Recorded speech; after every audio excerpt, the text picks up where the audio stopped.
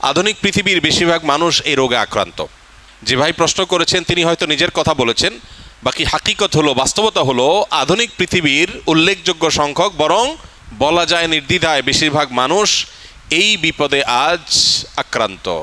অর্থাৎ কোনো কাজে মনোযোগ বসে না, এবং কারোর হয়তো মোবাইল টেপার নেশা, কারোর হয়তো ফিকশনের বই পড়ার নেশা, কারোর হয়তো খেলাধুলার নেশা, কারোর হয়তো গেমসের নেশা।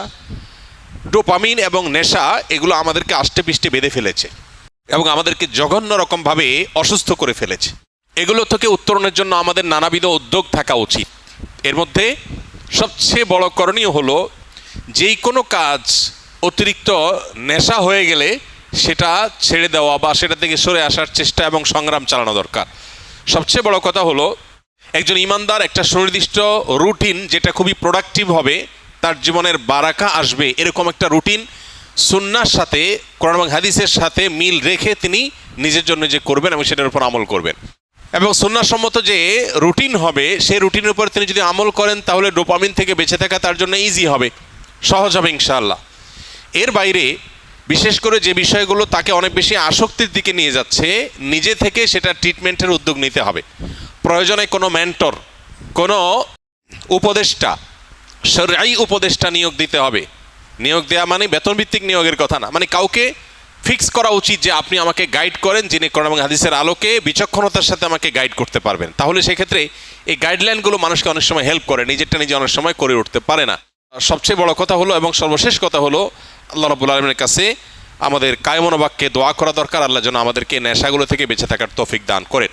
আমাদের টিনেজাররা, উঠতি বয়সের তরুণরা, এমন ছেলে মেয়ে খুঁজে পাওয়া এখন কঠিন যার ভেতরে কোনো নেশা নাই। প্রত্যেকে নানান নেশায়, নানান রকমের বদভ্যাসে আজ আক্রান্ত হয়ে গেছে। আধুনিক পৃথিবীর যে সমস্ত মায়াজাল আছে এগুলো থেকে কে কতটা দূরে থাকতে পারছেন, স্মার্টফোন থেকে, সোশ্যাল মিডিয়া থেকে কে কতটা দূরে থাকতে পারছেন, এটার উপরে অনেকখানি নির্ভর করে আজকালকার যে সমস্ত ডোপামিন, যে সমস্ত আসক্তির বিষয়গুলো ছড়িয়ে ছিটিয়ে আছে এগুলো থেকে বেঁচে থাকাটা। এই জন্য মোবাইল ব্যবহার করলেও সেটা লিমিটেড টাইমে ব্যবহার করা উচিত। সোশ্যাল মিডিয়ার ব্যবহার করতে হলেও নির্দিষ্ট সময়, আজকাল অনেক অ্যাপ আছে যে নির্দিষ্ট সময়ের পর এটা লক হয়ে যাবে, সেগুলো ডাউনলোড করে আপনি লক করে ফেলেন। নিজের ব্যাপারে নিজের বিভিন্ন রকম বাইন্ডিংস আনেন। এটা ছাড়া আমরা কেউ আসলে রক্ষা পাবো না। আখেরাত তো শেষই, দুনিয়াও বরবাদ হয়ে যাচ্ছে। ঘরে ঘরে ডিপ্রেশন। বিশ্ব স্বাস্থ্য সংস্থার জরিপ বলছে 2030-এর পর গোটা পৃথিবীতে সবচেয়ে বেশি পরিমাণে যে রোগ ছড়িয়ে পড়বে, বেশি পরিমাণে যে রোগের রোগী গোটা পৃথিবীতে পাওয়া যাবে, সে রোগটার নাম হলো ডিপ্রেশন। আমরা একদিকে দেখতে পাচ্ছি সুখের উপকরণ, নানাবিধ উপকরণ সুখের, এগুলো দিন দিন বাড়ছে। আবার অপর দিকে দেখতে পাচ্ছি পৃথিবীতে দুঃখী মানুষের সংখ্যা, ডিপ্রেসড মানুষের সংখ্যা, পেরেশান মানুষের সংখ্যা, পরিমাণ দিন দিন বাড়ছে।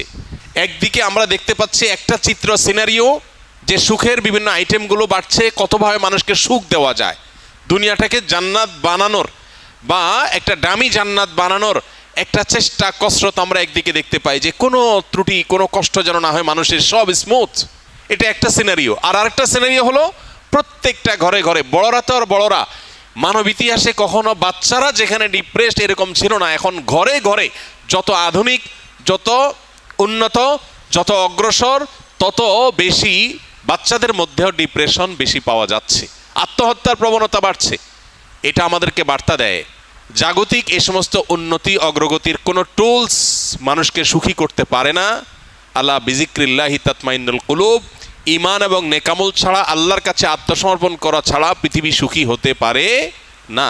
মানুষ বহু কিছুকে ট্রায়াল করবে, কিন্তু তাকে ব্যাক করতে হবে দিন শেষে ইসলামের দিকে। আল্লাহ তাআলা আমাদেরকে বুঝার তৌফিক দান করুন।